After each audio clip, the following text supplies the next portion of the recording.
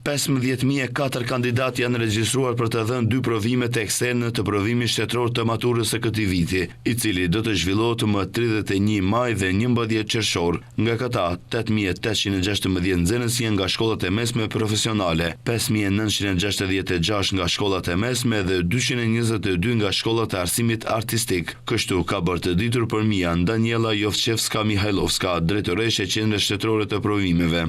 Sipas të dhënave të Qendrës Shtetërore të Provimeve, për provimin e gjuhës maqedonase janë regjistruar 9.969 nxënës, për gjuhën shqipe 4.339, për gjuhën turke 292 dhe për gjuhën serbe 10 nxënës. Provimi i dytë ekstern i provimit të maturës shtetërore, i cili është opsional për studentët, do të zhvillohet më 11 qershor, ashtu si në vitet e kaluara. Nga atje sqarojnë se numri më i madh i studentëve kanë zgjedhur të nënshtrohen provimit në gjuhën angleze.